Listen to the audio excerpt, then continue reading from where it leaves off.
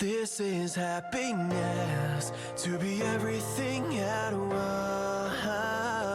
Be unblinded, be unlearned, be unbridled and unburned.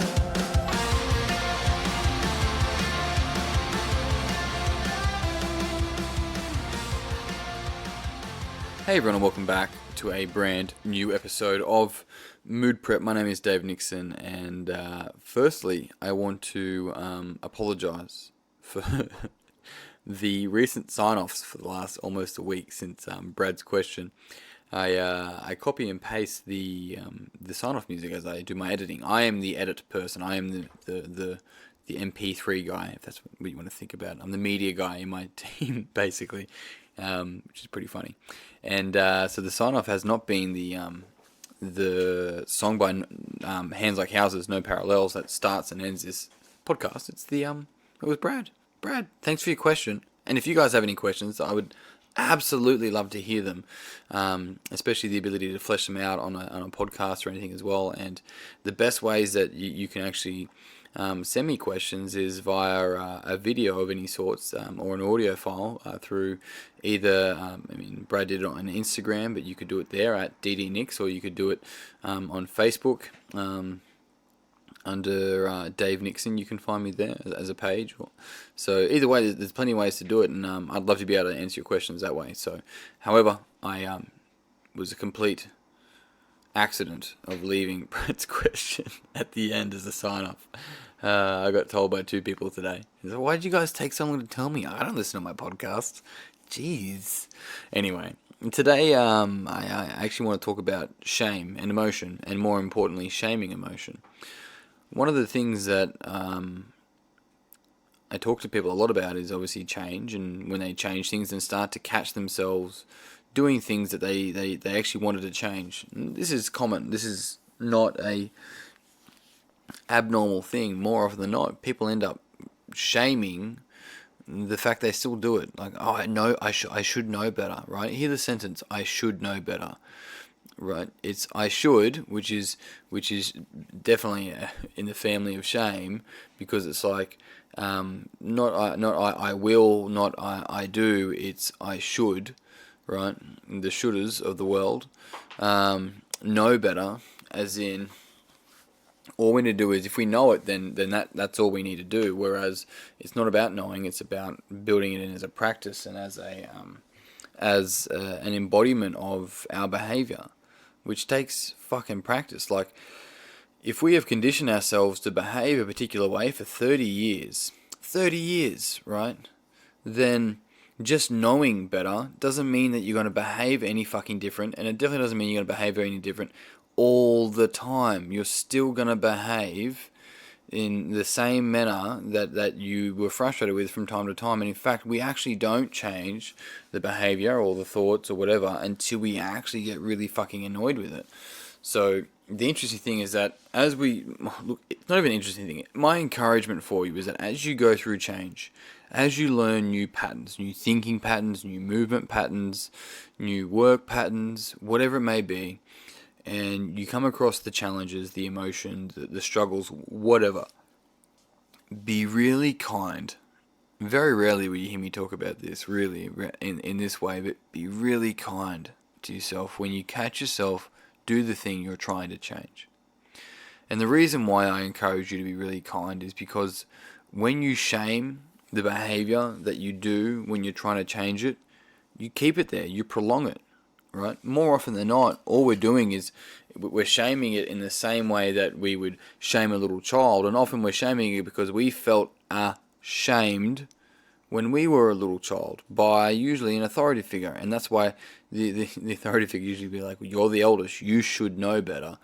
Sentences like this, and then we end up wearing that for our fucking life, and when we fuck something up, we end up being like, oh, I should know better, and I'm shaming myself in the same way that I allowed authority to shame me when I was a little kid because I didn't know any better, but now I do, and why am I still doing it?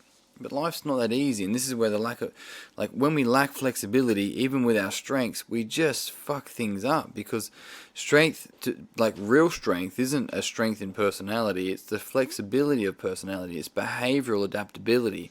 Another word for that is simply choice to choose to think differently, to choose to behave differently, to choose to feel differently, to choose to give something a new meaning, a different meaning, to change old meanings.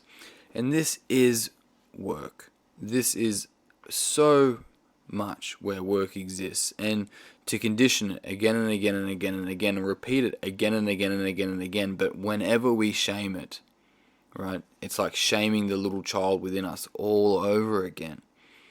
It's like it sticks around.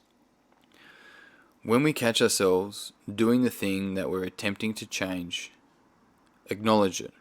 Acknowledge you did it again. Accept the fact that it may even happen another time.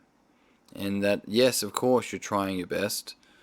And that's why you're going to focus on not doing it again next time rather than focusing on shaming you for doing it again. I mean, to get it more detailed, maybe if I can think of an example that even I could probably relate to. Let's say I'm coaching. So one of the key things with coaching is actually being able to empty my thoughts. Now what that means is that I'm fully in, it's actually a fourth level of listening called sacred listening. There's empathetical listening, which people think is the deepest, but often what's happening in empathetical listening, which is level 3, is that I'm still thinking for like solutions for you. I'm thinking, oh my God, that sucks, as you're explaining it. I'm actually not emptying my mind and allowing myself to really put myself in your shoes because I'm still thinking, right? And so let's say I'm coaching and every now and again I catch myself trying to think of an answer, maybe hypothetically to sound smart or to provide a solution to feel good about something, whatever it may be. And then I catch myself realizing that I'm not actually listening. I'm trying to give this person the solution, which is not what a coach does, by the way. And then also on top of that, I sit there and go, fucking hell, like, you fucking do it again. But what I'm doing is shaming it, which means I'm still doing it. I'm still thinking rather than emptying my mind and allowing myself to truly be present with the person, right? So it's usually shaming is simply just prolonging the thing that you're shaming, as opposed to just going, oh, I'm talking again. What is the outcome that I actually want? What's the product? What's the service? What is it? It's like, well, I want to be here with the individual that's talking. It's like, right, we'll do that. Okay, and that's it.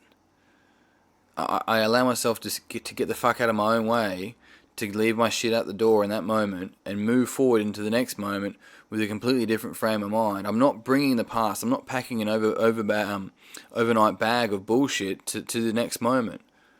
You can leave it at any moment and be here now. And it's a challenge, I understand, for so many. However, our ability to do that, it just gives us life.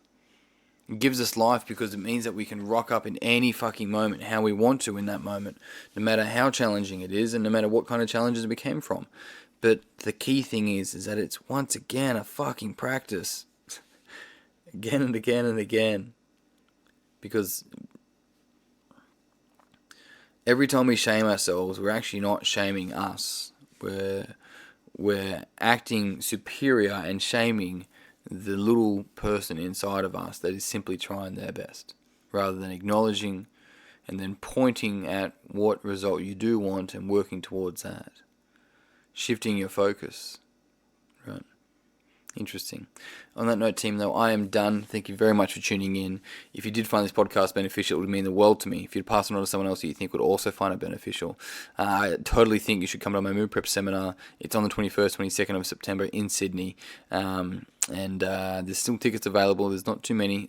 We do have a couple of weeks left, though, before we finish up. But either way, I think the next early bird price is about to go up. What's today? Today's Wednesday, by Friday. So if you're interested, otherwise it goes up another $80. Jump on davenixon.com.au/seminars and grab your ticket.